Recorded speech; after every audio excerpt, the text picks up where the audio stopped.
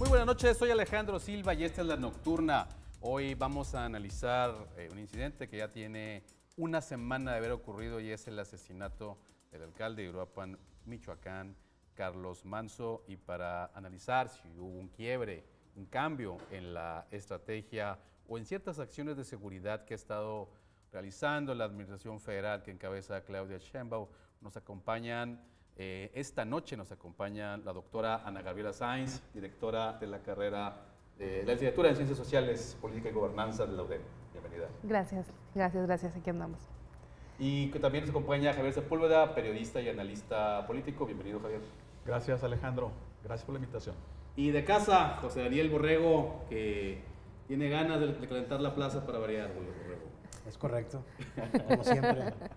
De entrada, creo que a una semana vamos a calificarlo como incidente, aunque es una ejecución, literalmente, incluso a estas fechas ya se precisó por medio de la Fiscalía de Michoacán el autor material o la persona que disparó contra el alcalde. Un joven reclutado por el crimen organizado, dijo la Fiscalía, de 17 años. Entre las características también comentaron que en la autopsia que le hicieron al cuerpo, que encontraron rastros de metanfetaminas, entonces hay todo un tema adicional a esto. Pero bueno, de entrada, este asesinato, ¿qué lo hace diferente? Y empezaría con usted, doctora. ¿Qué lo hace diferente este asesinato a los otros nueve alcaldes que han sido asesinados en lo que va del sexenio de Claudia Sheinbaum?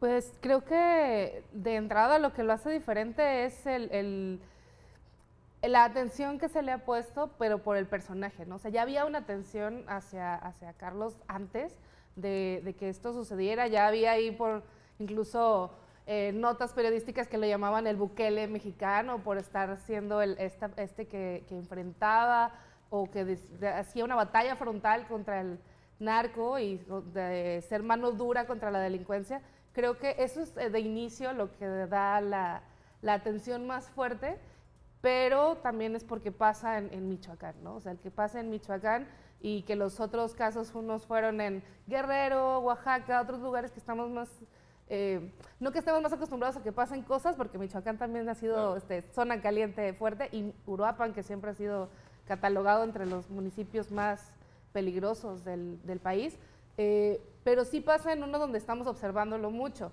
de qué está pasando en Michoacán, cómo está la situación de violencia en las carreteras, y ya lo venimos viendo el asunto en varios sexenios, que Michoacán es un tema recurrente, 4 sexenios, ¿no? Sí, 4 sexenios. Ya recurrente en la Agenda Nacional de Seguridad, y que él fuera tan frontal y tan mediático da mucho más tema de qué hablar de inicio. Javier, la misma pregunta, Javier. ¿Qué hace diferente este asesinato de otros que han ocurrido en este sexenio? A mí me parece que lo hace diferente es que Carlos Manso se había vuelto muy mediático.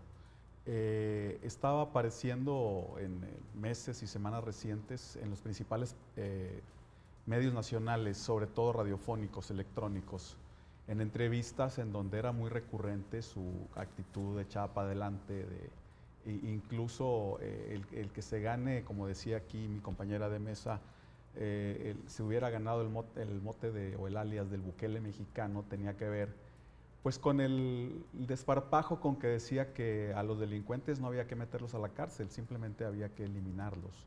Entonces, pues eso lo hizo muy mediático, pero también lo hizo muy vulnerable, porque digo, las organizaciones criminales, ellos esperan más bien componendas con las corporaciones policíacas o con funcionarios medianos incluso de alto rango en algún momento. Ahí está el caso de Genaro García Luna, antes que el enfrentamiento, que la confrontación directa, porque saben que la llevan de perder. O sea, no tiene el mismo entrenamiento los sicarios del crimen organizado que, por ejemplo, los soldados o los marinos, o incluso una corporación policíaca. Pues por poner un ejemplo, como la de Fuerza Civil, claro, ¿no? La de Nuevo León, que es una corporación de segundo piso muy bien capacitada y que le entran al igual que a la par que las fuerzas federales, sin demeritar a nadie. Entonces, ellos esperan ese tipo de componendas antes de que alguien los rete y les diga voy por ustedes. Entonces, obviamente se había vuelto una piedra en el zapato por el lado que lo vean. Borrego, ¿coincidirías con lo mediático de Carlos Manso, con el hecho que ocurrió en Michoacán y con la frontalidad? Mira, yo creo que la frontalidad me recuerda mucho a Felipe Calderón en sus... No, Bukele. No, porque a ver, Bukele mete pandilleros a la cárcel, no mete Pero los organizaciones... pandilleros también eran... sí, pero muy no, organizados, no tienen carros blindados con ametralladoras calibre 50, los pandilleros, ¿no? Sí te generaban inseguridad en El Salvador. Lo que yo le rescato el tema Bukele es el argumento de que pues es algo muy tonto pensar que una organización criminal local o de algún lugar tiene más poder que el Estado. Eso es una tontería, ¿no? Aquí la cuestión es que... Ahí sí coincides con Javier, ¿no? Sí, yo coincido con eso. Lo que creo es que se volvió... Sí, claro, a ver, había sido muy mediático. Fíjate, yo recuerdo la primera vez que yo supe de su existencia, porque salió la nota de que andaba persiguiendo un ladrón de carro, andaban persiguiendo un ladrón de carros en helicóptero, y él andaba en el helicóptero, es algo que no es común. De entrada, porque el político normalmente es fantoche, trae guarros, trae guardaespaldas, no tienen ni callos, que nunca han agarrado un talache en su vida, y este vato andaba en los fregazos, ¿no? Creo yo que eso conectó mucho con la gente. Aquí, yo creo que el 95% de los políticos no se rasgan la mano ni para barrer, ni para recoger su ropa. Tiene gente que les no limpian su escritorio. Entonces, digamos, ese trabajo en el terreno lo volvió muy popular, sobre todo ahora con un tema tan importante como es la seguridad pública. A mí no me sorprende que haya sido un tema mediático. Lo que me sorprende ha sido la politización muy lamentable que ha hecho el gobierno del tema. Y digo, a ver... Okay. ¿Por qué lo digo? Porque ahorita están, por ejemplo, todos los propagandistas oficialistas, toda la gente de Morena, diciendo que están haciendo carroña. Bueno, ustedes hicieron lo mismo con los 43 normalistas. Salió Luis Alcalde con los 43, ¿dónde están? Pues sí, nada más que ahora ya estás tú en el poder, pasa algo y ya no te gustó que te reclamaran. ¿No se acuerdan que a Felipe Calderón le decían genocida? Sí. Genocida, o sea, lo estaban equiparando con los dictadores estos africanos que matan gente... así directamente, inocente y todo, nomás por eso. Entonces, ahora ya ni con el pétalo de una rosa te atrevas a cuestionar que hay regiones en el país donde no hay Estado de Derecho. Creo yo que es el tema que es lamentable, que era independiente, había estado en Morena y se salió, y rompe con todo este mundo de caramelo que han venido vendiendo, que sí, toda la razón y felicitaciones a Omar García Harfuch, los homicidios se han reducido en lo general en todo el país, pero tú tienes estos sucesos de alto impacto que te mandan por el caño del drenaje de la percepción de seguridad. Peor aún que sea un huerco de 17 años. Me estás diciendo tú que un huerco de 17 años sin entrenamiento militar, policíaco y drogado, puede llegar a un alcalde que trae 14 miembros de la Guardia Nacional cuidando la policía municipal y estatal. Ahí tengo más que lamentar el asesinato, que lo lamento, tengo varias preguntas. O extremadamente incompetentes, o alguien de su propio equipo lo puso, o de los de la Guardia Nacional. A lo mejor, oye, resulta que qué conveniente que mataron al principal opositor de Morena en el estado de Michoacán. Pues claro, no hemos tocado, o se nos olvida que los gobernadores, muchos de Morena están hasta el chongo. Le acaban de quitar la visa al hijo de este vato de Sonora. ¿Cómo se llama? Durazo.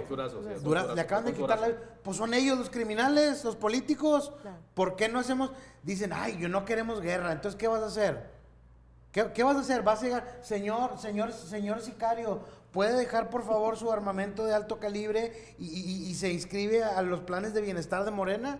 Se van a topar con que nadie va a jalar con eso, Traen esas cosas de que vamos a ir a Michoacán a reconstruir el tejido social. Vamos a ver cómo te reciben en la sierra cuando llegues a un campamento de gente armada. Vamos a ver, ahí se va a caer la fantasía. Claro. Yo creo que esta gente del gobierno y los paleros, chayoteros del gobierno están en una realidad alterna y están, como dicen, no es lo mismo ser borracho que cantinero. Ahora te tocó estar donde Felipe Calderón estaba en diciembre de 2006.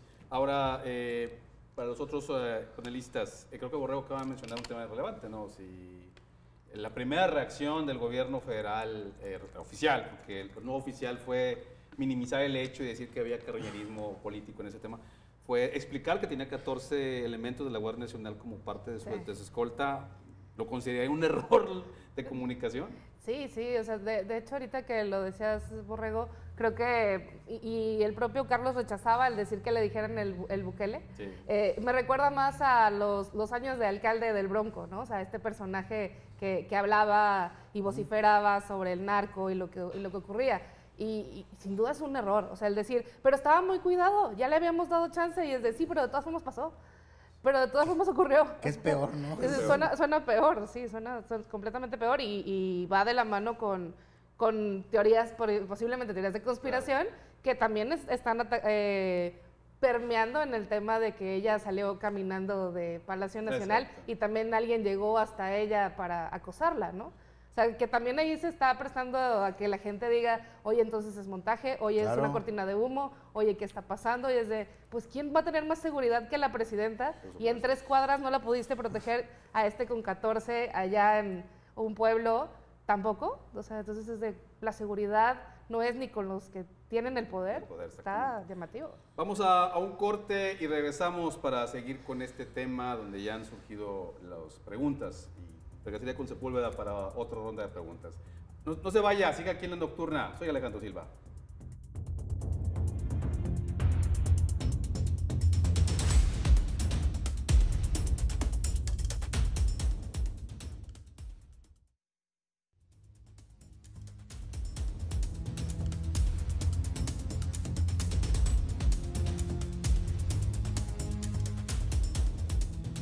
Qué bueno que sigue aquí en La Nocturna. Espero que esté usted pues al pendiente de lo que nuestros analistas están planteando, esta situación de este asesinato del alcalde de Uruapan, Carlos Manso. Iría con otra pregunta y esta vez quiero iniciar con Javier Sepúlveda. La reacción primero, como comenté antes del corte, fue minimizar, fue decir que se estaba politizando por la derecha, pero luego ahí está la explicación de los 16 o 14, ya ni sé cuántos fueron, el último que leí fueron 26. Era con la suma de los propios. policías, ¿verdad? Recordemos que eran 14 guardias nacionales, que el mismo Carlos Manso pidió que fueran vigilancia perimetral, que no estuvieran con él acompañándolo, y que él designó a un cuerpo de policías municipales que eran los que incluso le manejaban el vehículo y lo escoltaban de manera directa, o sea, lo que le llaman la avanzada y la retaguardia, Okay. ¿no? Ese era el esquema que él traía, y la Guardia Nacional estaban en avanzadas mucho más perimetrales, más lejanas, y a su vez también miren, por ejemplo, cuando pasa un político importante, vamos a decir el gobernador, a veces nos llama la atención que después de que ya pasó varios minutos y muchos vehículos que pasaron, todavía pasan camionetas con escoltas. Y es una manera, es la seguridad perimetral que lleva, que van cuidándolo incluso a 2 o 3 kilómetros para ver que no haya vehículos sospechosos que vayan acercándose al convoy principal. Eso es lo que se llama la seguridad perimetral y tiene un sentido y tiene un objetivo en personajes que deben ser cuidados con mucho detalle, ¿no? ¿Podemos decir que todo eso falló, Javier? Pues mira, el estar en un acto público, yo lo vi muchas veces a él en las fotografías que hay incluso de archivo, a Carlos Manso, con chaleco antibalas. Ese día no se puso el chaleco antibalas y estaba en una plaza abierta. Sí. Y quiero pensar que a lo mejor ingenuamente, y digo, qué lástima, ya no está, que a lo mejor pensó que el cargar a su hijo y le daba cierto halo de protección, de cómo van a atentar contra mí si traigo a mi hijito de 2 años. O sea, pudo haber pensado eso y haber depositado cierto halo de confianza en ese sentido, ¿no? Pero, por ejemplo, el hubiera no existe, pero si hubiera tenido un chaleco antibalas, la bala mortal que entró por la espalda y le salió por el estómago, probablemente hubiera tenido otra trayectoria o probablemente ni siquiera lo hubiera alcanzado a penetrar el chaleco. Sí. Entonces es cuando dices tú, bueno, el hubiera no existe, pero nunca está de más el exagerar la seguridad, sobre todo si vas a estar a cielo abierto, por decirlo de alguna manera, en una plaza pública donde todos los flancos están descubiertos. O sea, cómo mataron, por ejemplo, a Kennedy, Sí, o claro. cómo mataron a Colosio, que sigue sin todo resolverse. Son similares las cuestiones. Entonces, con Colosio fue el extremo, fue el punto de quiebre. ¿Cómo es posible que te matan al candidato presidencial si traes Estado Mayor cuidándolo, traías la Policía Federal en aquel tiempo. La Policía de Tijuana. La Policía de Tijuana. Estatal también. Y luego las cosas sospechosas que pasan después, mandan a hacer una plancha de concreto sobre la plaza de Lomas Taurinas, donde ocurre el asesinato, y dices tú, a ver, ya no entendimos nada. Borras toda la evidencia posible. Las posibilidades de recuperar la De zona. recuperar alguna evidencia, de estudiar ángulos de tiro, cosas así que no se descarta. Siempre se hablaba de un segundo tirador, incluso de un tercero que pudo haber sido un francotirador. Con esa maniobra se borró toda la posibilidad de hacer una investigación seria. Entonces, ahorita pues habrá quienes se rasguen las vestiduras, pero pues los de los partidos que están criticando, ya les mataron un candidato presidencial y sigue sin resolverse el crimen, ¿no? Ahora, la otra pregunta, hemos dicho, la segunda parte de la pregunta es, después de eso hubo reacción institucional. Primero fue minimizar o justificar, y luego una reacción institucional. ¿Lo atribuyes a la presión política y social? Porque hubo manifestaciones. No, ahí, pero por supuesto. Ahora, las manifestaciones que hubo en Morelia, por ejemplo, pues detuvieron incluso a un ex magistrado de circuito que ya estaba desempleado con la reforma judicial.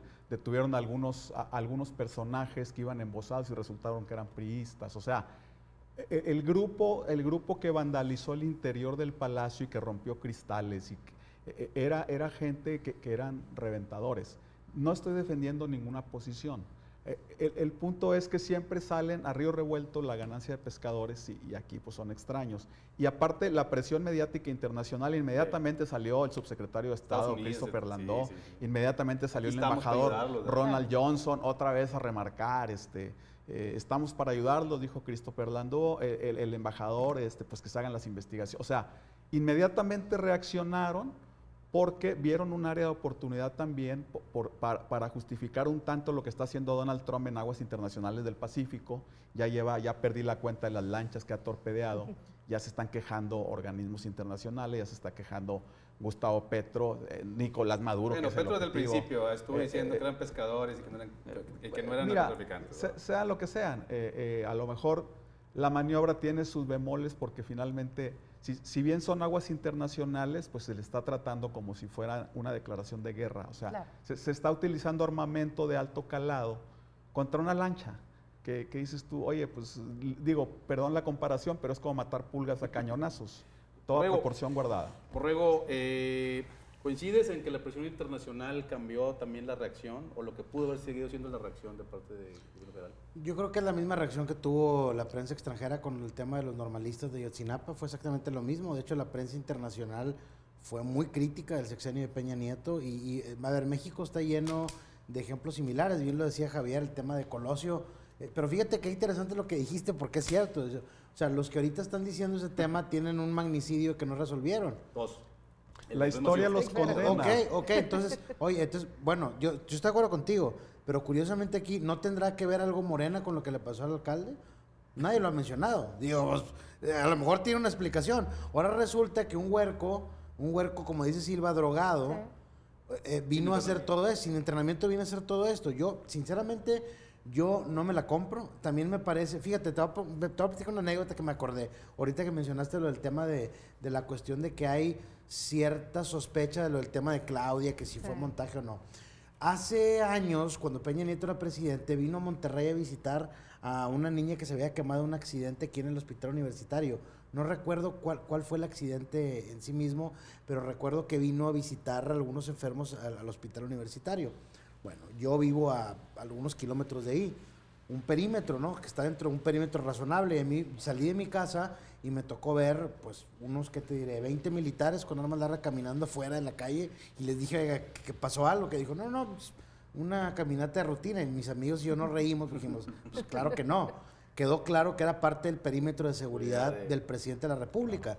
Entonces, el hecho de que un donadie borracho, teporocho, pueda burlar a toda la seguridad de la presidenta Claudia Sheinbaum, a ver, o sea, a mí sí se me hace muy lamentable si sí es cierto. Es más, te digo algo, creo que me perturbaría menos si fuera cierto. No, sí, que fuera un montaje. Me perturbaría menos. Sí. Porque entonces si no es un montaje, mira lo vulnerable que está la presidenta. A ver, ¿tú no crees que no está su vida en riesgo tomando en cuenta lo que ha hecho con el huachicol fiscal? Yo lo vi claramente. O sea, A ver, inclusive por periodistas como Ramón Alberto Garza, que de repente se va a unas novelonas, Sí, se va que- mencionó un tema de que, oye, puede ser un mensaje de la misma nomenclatura pero priista, de Morena. Morena. ¿Cómo no sabes tú que alguien le pidió a su equipo decir, güey, sordéate? Mira, muéstrale a la presidenta que tanto te puedes acercar. ¿Hasta dónde llega? Órale, o sea, no sabemos ese tema. Entonces, en resumen, al punto. para llegar al punto, yo creo que sí es lamentable el tema de sacar rajada política, todo el mundo lo hace, cualquier oposición lo hace. Aquí el tema es qué va a pasar de aquí en adelante. El plan Michoacán, ¿a qué le tira? ¿Qué esperamos? Muy bien. Doctora, ¿este cambio coincide con los dos, de que el cambio se da por la presión social, mediática e internacional?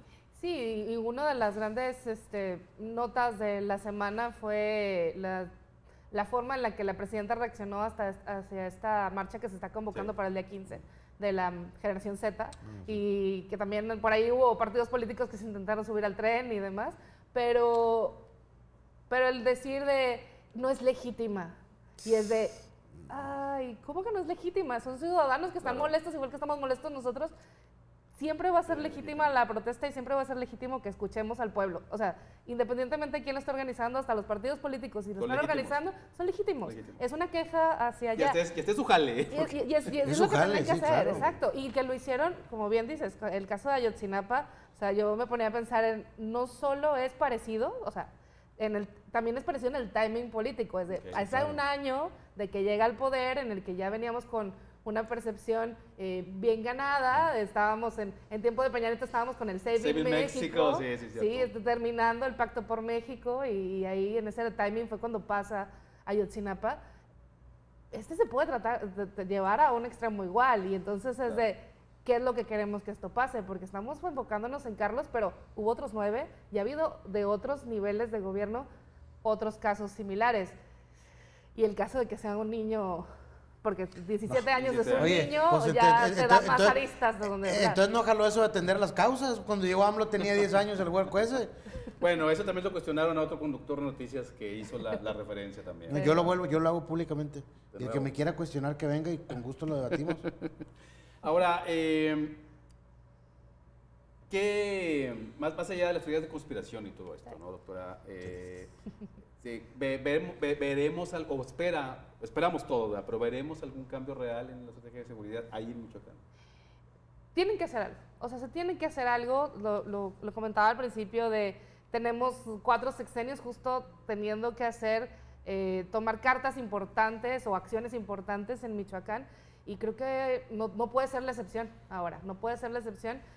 Sin embargo, el que la narrativa sea el de no vamos a militarizar, es que ya está militarizado, Claro. es que no vamos a seguir las mismas provocaciones, es que ya está la situación. O sea, sí se entiende, se está teniendo respuestas mediáticas y políticas que no van acorde con el, pero de todas formas tienes que hacer algo, o sea, sigue siendo tu labor, sigue siendo tu trabajo, controlar y manejar la seguridad y poner focos, como dicen ahorita, en las causas. O sea, tiene 17 años, sí, pero la edad promedio de Claro. reclutamiento está entre 11 y 14 años de los sicarios en México, y más en Michoacán, donde tenemos años que dicen, oye, están reclutando a los niños y se los están llevando de las escuelas. Es de que tenías que hacer algo desde antes, ahora con más razón, porque el foco mediático y el internacional está ahí, tienes que poner manos en el asunto. Javier. Bueno, pareciera que de pronto nos perdemos en el pasado. Tú mencionaste lo Colosio, ¿eh? Michoacán, sí, bueno, yo lo mencioné porque tú pareciera que tienes una añoranza por Calderón o no sé. Te recuerdo, te doy el dato, si no lo traías. Con Calderón, ¿sabes cuántos alcaldes mataron? 49. Por eso perdió el PAN. Con Peña Nieto mataron 85, entonces el chiste se cuenta solo, ¿verdad? Sí, Y bueno, perdió, lleva creo que 10, ¿no? y perdió, Sí, y perdió Ciento- Peña Nieto. ciento- Por eso lo sacamos del poder, por Sí, eso. claro. Creo que por ahí va. 134 alcaldes en 2 sexenios, uno del PAN y uno del PRI, por si no teníamos el dato. Cerramos el tema, Javier. Sí, aquí el punto es que Michoacán es un estado mucho más complicado de lo que se piensa. Es tanto o más complicado que Sinaloa incluso. Miren, el presidente que nació en Michoacán quiso pacificar su estado natal, que fue Felipe Calderón, o sea, y terminó con un mote que le llamaban el Michoacanazo, y todos los detenidos que él metió a la cárcel argumentando que eran los responsables de generar la violencia, finalmente salieron con amparos o salieron absueltos. Y todos recordamos ese incidente vergonzoso que no pudo pacificar ni su propio estado natal, uno. Y dos, el asunto es que Michoacán es un foco en donde el crimen organizado, más que el trasiego de drogas, le interesa la extorsión de los limoneros y de los aguacateros. Miren, Uruapan es la capital del aguacate, no solo de Michoacán, sino del país. Entonces, ahí se mueve dinero. La cantidad de habitantes que tiene es ridícula para el dinero que se mueve al año. Entonces, la economía es demasiado suculenta para que el crimen organizado viva de la extorsión, no de vender drogas ni del trasiego. Claro. Ese es el negocio en Michoacán. Y aparte hay temas étnicos entrecruzados, hay temas históricos ahí que muy difíciles de conciliar. Entonces, tenemos ahí un polvorín natural por muchas razones, étnicas, económicas, políticas, y ahora con un revoltijo de ideologías que es difícil conciliar intereses. Qué bueno que el viernes se arrancó el famoso Plan Michoacán por la Paz y la Justicia que anunció la presidenta, y digo qué bueno, no porque piense ilusamente que se va a arreglar esto en meses o en un año, no, porque qué bueno que el gobierno federal volteó los ojos con seriedad después de este escándalo mediático que significó lo de Carlos Manso, y se toreen, le entren al toro por los cuernos y traten de resolver un problema añejo que no va a ser simple. Bien, vamos a corte, perdón, Borrego. Te doy la palabra cuando regresemos de corte. No se vaya, estamos aquí en La Nocturna, seguimos analizando este homicidio del alcalde Carlos Manso. Regresamos.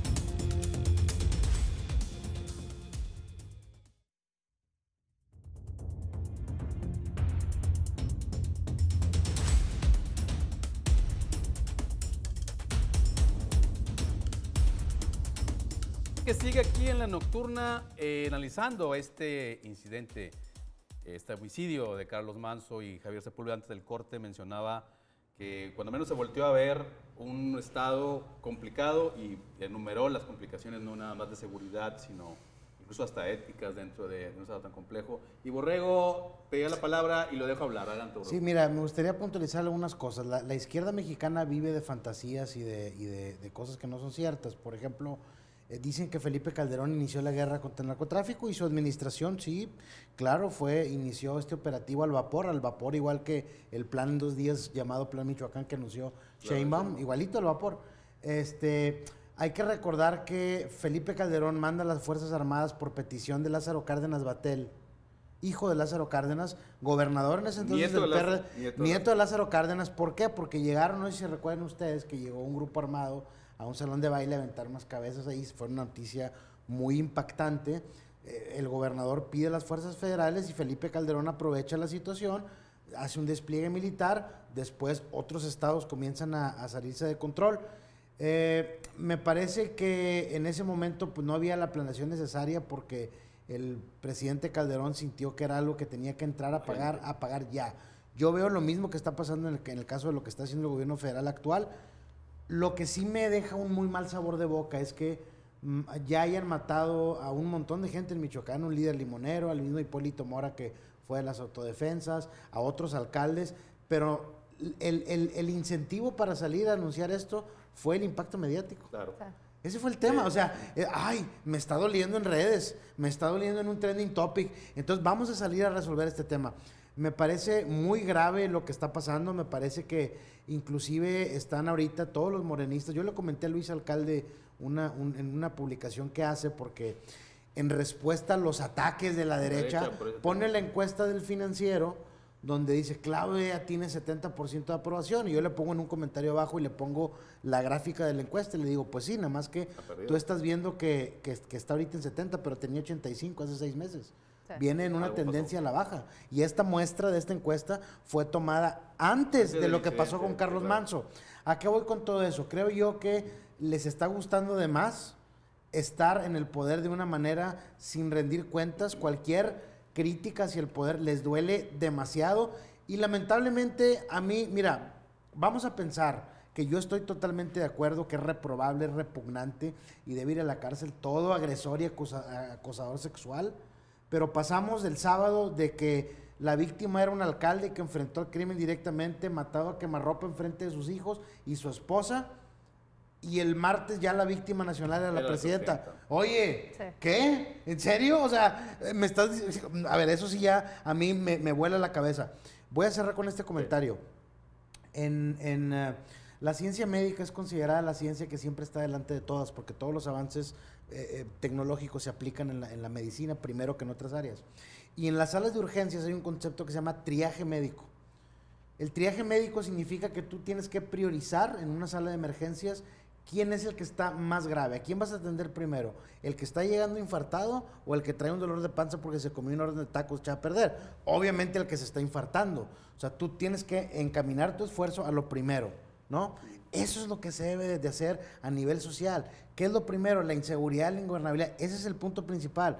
El tema del acoso sexual es muy grave, pero ya está en el Código Penal y ya se ha metido dinero y dinero y dinero y tenemos agrupaciones feministas y Secretaría de las Mujeres.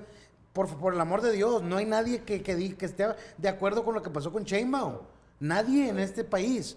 Pero ahorita el tema es lo que pasó con Carlos Manso. Espérate una semana, avienta un plan nacional, lo que tú quieras. Pero minimizar lo que está pasando y luego decir que estos jóvenes, que por cierto, los de 20 años estaban naciendo cuando Calderón era presidente, no les interesa ese discurso. A ver si no le pasa a la presidenta que se los minimice, vayan a reprimir 2, 3 chavos y se le haga un movimiento más grande. Ya pasó en Nepal, ya pasó en Perú. Y a ver, Morena, ¿cómo va a simpatizar con Morena? Mira los viejos guangos que están ahí, Noroña, Dan Augusto. Ese es el relevo generacional, esa es la esperanza de México, unos políticos que tienen 40 años viviendo del erario. Doctora, la presión mediática ya coincidimos todos, ¿no?, que generó esto. Ahora, ¿qué ha visto usted en cuanto a la respuesta? Porque yo he visto muchas ruedas de prensa y muchas comunicaciones, muchos alcaldes saliendo a hablar de, no, sí nos recibieron, y no, sí, les pedimos unas patrullas, sí le pedimos esto. ¿Qué es lo que se ha visto realmente de respuesta ante esta situación? Sí, hay como fue de, bueno, si le pasó a uno, ¿qué nos puede estar pasando a todos, no? Esas respuestas están siendo desde esta perspectiva de, tú también eres alcalde, cuéntanos qué también te está pasando. O sea, como de, si a otros ya los mataron, ¿por qué a ti también te tenemos que cuidar? Por ahí se va como un poco la narrativa y me parece gravísimo esto, como bien lo dice Borrego, de dónde está el foco de la víctima. Se habla, pero también se critica de que ahora la esposa va a ser la alcaldesa y ella también está siendo víctima porque se acaba de quedar viuda, acaba de quedar sin marido, es sumamente vulnerable al también estar en el foco y además en la misma posición política que va de la mano con estos de, oye, a nosotros sí nos recibieron y a él también lo recibieron la llamada de atención y también le pusieron la seguridad y ahora qué va a pasar con ella. O sea, porque Uruapan tiene muchos años siendo de los más peligrosos, pero también un lugar que cuando quieren lo blindan, como con el aguacate o el limón, y también tienen el tianguis artesanal más grande de América Latina. Hace 2 años me tocó ir al tianguis y es impresionante lo seguro, entre comillas, que se llega a sentir, porque ves a un montón de turistas extranjeros comprando artesanías a precios directo del artesano y que dices, ¿por qué tanta gente aquí está tan segura si me están diciendo que este es uno de los municipios y los peores estados y uno de los peores municipios de seguridad del continente? Como que algo ahí no me cuadraba hace 2 años y ahora menos, ¿no? Ahora menos es de, está en emergencia, está con seguridad, pero ¿qué pasó? ¿Considera usted una especie de esquizofrenia social lo que planteas? De que... Sí, como algo no cuadra, o sea, algo no te cuadra y entonces cuando ves incluso desde fuera, como chavo, que no te tocó ni siquiera vivir directamente la guerra contra el narco, ¿no? La sabes porque la platican, ¿sí? Pues estos de generación Z, pues te preocupa y está pasando en otros países y está pasando también en los nuevos espacios o los nuevos jóvenes que están llegando a discutir otras cosas, como el alcalde nuevo de Nueva York, ¿no? Muy joven. Carlos Manso era muy joven, era 40 años, un millennial, o sea, de la edad, de la generación de un muchacho, pero que viene pensando en estas preocupaciones de, a mí sí me tocó vivir esta época, yo todavía tengo mucha energía, lo quiero cambiar. Que también es esa renovación de decir, oye, si hemos estado no escuchando y no teniendo cambios generacionales en las cúpulas del poder, quizás por ahí también va, y es de no hay que hacer menos esta protesta que viene. Pues de entrada venimos de un sexenio que gobernó un adulto mayor. Sí. Y que su gabinete principal pues estaba rodeado también de personas de su generación. Y que el gobierno estadounidense, o sea, pensando en el más poderoso, ha tenido en sus últimos 2 sexenios gente que está cerca de los 80 años, y que dices, de repente ahora viene a moverles el tapete un muchacho de 30 y tantos en Nueva York, y aquí vino a moverles el tapete uno de 40 en un pueblo, en un pequeño pueblo, sí muy caliente y sí muy conocido, pero un pequeño pueblo de Michoacán, y viene a mover la agenda nacional y la agenda internacional. O sea, sí es llamativo en ese sentido de, sí tienes que poner la atención en qué está pasando, pero ¿por qué ahorita y no antes? Porque ya estaba ahí la agenda, como bien dice Borrego. Javier, tú mencionabas eso, ¿no? De que la presión mediática los obligó a generar una estrategia y que no eres ingenuo pensando que van a resolverlo. Pero ¿sí creerías que debería de haber el compromiso de resultados más allá de estas acciones mediáticas que están oyendo? Mira, lo que yo veo en puerta es que van a empezar a caer seguramente algunos líderes importantes de las principales organizaciones del crimen organizado, como Cártel Jalisco Nueva Generación, que se supone que era este muchacho era pariente, al menos, o se le ha querido emparentar ahí como sobrino de alguno de los capos de esa zona de Michoacán en donde está enclavado Uruapan. El autor material. El autor material. Entonces, creo que van a enfocar las baterías por ese lado, a darle un combate muy frontal, a presentar resultados con detenciones o con abatir líderes importantes, para tratar de limpiar y de atemperar un poco el golpe en esa zona. No dudes que empiecen luego a surgir, si tú quieres, a lo mejor arreglados los líderes de limoneros y de aguacateros, a decir que ya está fluyendo más, que no son víctimas de extorsiones, algo que a todos les conviene finalmente, pero habrá que ver si los resultados son consistentes y si no son una llamarada de petate que se haga al calor de la urgencia para temperar la tormenta internacional que se generó con ejecución, casi magnicidio, que bueno, por ser un alcalde de un pueblo, no de una ciudad mayor, pues no alcanza esa categoría, pero mediáticamente pues sí ardió no solamente Michoacán, sino ardió el país políticamente. Sí, definitivamente fue un quiebre, ¿no? Por supuesto.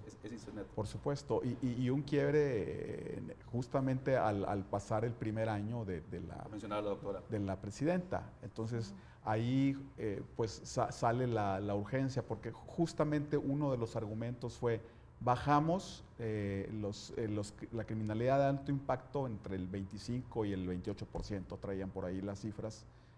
Y todo se lo atribuyen, por supuesto, al secretario de Seguridad Federal, Omar García Harfuch, por supuesto en coordinación con el Ejército, la Marina y las fuerzas federales en general.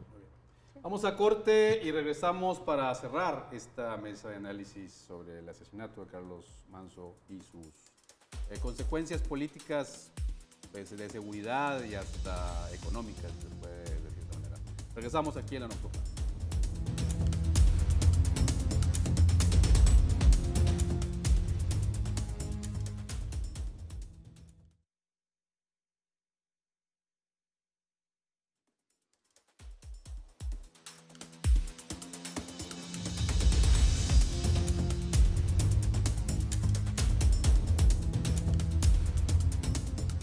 Claro que sí, aquí en La Nocturna vamos a cerrar esta mesa de análisis y vamos a ir pues dando los puntos finales. Doctora, iniciar con usted.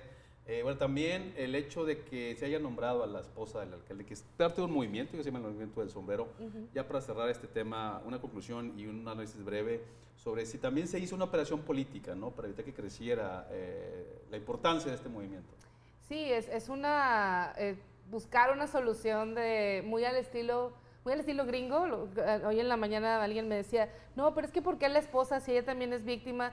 Dice, en una de esas ella lo mató, y yo, a ver, no sean exagerados. Y yo, pero digo el estilo gringo porque allá sí existe esta figura de que la viuda se quede en el lugar, en el curul de cuando alguien es congresista. O sea, sí existen figuras y dinámicas que han pasado así. Aquí no es común que veamos ese movimiento. Bueno, en Tamaulipas, perdón la acotación, cuando mataron a Rodolfo Torre Cantú, entró Egidio Torre, que fue el gobernador, el hermano mayor. Sí. Pero también era una crisis, ¿no? Era una crisis. No estamos tan acostumbrados a que eso, pero pasa. A lo que ves que ocurre. Y también va a ser un foco de atención el saber cuál va a ser la posición de ella, qué seguridad van a tener ella y su familia al estar en el foco de atención. Y hacia el final del corte pasado hablábamos de Harfuch y pues hace 5 años a él en el primer cuadro de la ciudad en pleno Reforma le dispararon, ¿no? Y recuerdo que 400 balas o una cosa así de locura, dices, y era el de seguridad y es hoy el de seguridad y aún así llegaron a él porque hay muchos mensajes ahí de mira hasta dónde puedo llegar. Entonces, eso ni siquiera es teoría de conspiración, ¿no? Era el mensaje del cártel de Jalisco en aquel momento de aquí estoy presente. Entonces, va a seguir estando en riesgo ella. Yo creo que no, si bien sí hay el de vamos a mantenernos con el plan familiar de decir, ella estaba dentro del proyecto de él, del movimiento del sombrero, de ser el sombrero michoacano y la representación de estar en contra del crimen organizado y del control del crimen organizado en toda su región, pero quién sabe si sea la solución. O sea, quién sabe si sea la solución. Borrego, ¿fue desactivación política, intento de desactivación política pasarle el cargo a la esposa? Mira, digo, en parte porque no creo que nadie quisiera ser alcalde de Uruapan. Primero que nada, ¿no? Y volvemos al tema que me causa mucha molestia. Si así como salieron todas las mujeres de Morena a apoyar a la presidenta por un caso de acoso, ¿por qué no salen igual a apoyar a la viuda de Carlos Manzo, que se va a jugar la vida? Claro. ¿Sí? O sea, a mí me parece una hipocresía total. Solo porque no es de Morena. Yo detesto desde el fondo de mi alma y de mis vísceras al partido en el poder en este momento. Así de fácil, Silva. O sea, a mí no me vengan como dije, ay, es que... A ver, tú eres el Estado, tú tienes a las Fuerzas Armadas, tienes los aparatos de inteligencia. Si tú quieres llegar a barrer con el crimen, llegas, agarras al gobernador, lo desafueras, desmantelas todo. Nada más que no hay voluntad política, esa es la realidad. Porque cuando el Estado quiere, se hacen las cosas. Oye, Plan Michoacán, vamos a esperarnos a que maten un alcalde. Ah, mira, ¿sabes qué? Sí se podía, nada más que lo tuvieron que matar. Van como 5 sexenios que no quieren. No, claro. Y te recuerdo algo, tú, Javier, te recuerdo algo. Porque esos argumentos paleros de gente de Morena, yo se los digo, sí, y por eso perdió Peña, y por eso perdió el PRI, y por eso perdió el PAN, y ahorita están justificando lo mismo que hicieron los demás. Oye, ¿y dónde estabas cuando Calderón? ¿Sabes dónde estaba yo con Calderón? Andaba en las colonias más peligrosas de Monterrey, haciendo trabajo de seguridad pública, encuestas de opinión de seguridad, en un programa que se llamaba Subsemun. Yo lo vi, víneme a contar. O sea, este tema, tú, Silva, si no hay voluntad, no hay nada. Así de sencillo. Javier, ¿coincidencias en la mesa ya para cerrar? Sí, mira, bueno, yo encuentro una coincidencia ahorita que escuchaba a la doctora. Casualmente, el mismo cártel que atentó contra Omar García Harfuch, hoy secretario de Seguridad Federal, cuando estaba en Seguridad de Ciudad de México, es el mismo que está desestabilizando ahorita el estado de Michoacán con este asesinato. Y no solamente el estado de Michoacán, el régimen completo. Entonces, creo que los mensajes, hay un mensaje o varios mensajes ahí, no solamente para el secretario de Seguridad, sino para la presidenta que está afincando justamente la mayor fortaleza de su sexenio o del arranque del sexenio en abatir la inseguridad. 1. 2. El tema de la viuda. A ver, hay quien dice que la presidenta Sheinbaum le pidió que sucediera al esposo como una manera de meter el control de daños. La verdad es que desde el día siguiente mismo del homicidio, recordémosla, el crimen fue el sábado a las 8:10 de la noche.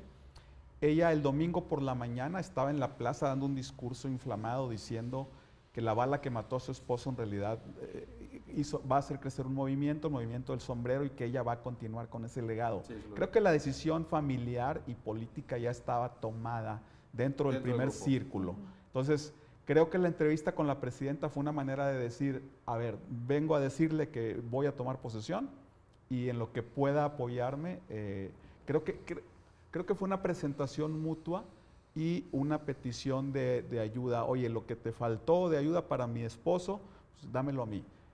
No hay una componenda ahí, no hay tal. Analicen simplemente el desenvolvimiento de los hechos. Y lo que viene, creo que debemos estar muy, muy pendientes de cómo se desarrollen los hechos en Michoacán y si realmente va a haber un control de daños serio y si realmente va a haber no solamente un control de la seguridad pública, que la percepción de seguridad, así como ha cambiado mucho en San Nicolás, por ejemplo, que ha mejorado y que está dentro del top 5 nacional, así empiece a recuperarse y a remontar en pueblos de Michoacán, principalmente como Uruapan, que es la capital del aguacate, y una capital económica importantísima para la extorsión y para el crimen organizado. Borrego, un minuto. Voy a cerrar con un comentario muy rápido. Hace poco, no sé si recuerdan que la USDA, el Departamento de Agricultura de Estados Unidos, canceló todo el tema de las importaciones porque habían secuestrado a 2 inspectores aguacateros de Estados Unidos en Michoacán, ¿no? Se hizo una crisis, afectaste intereses políticos, se aplacó y aparecieron.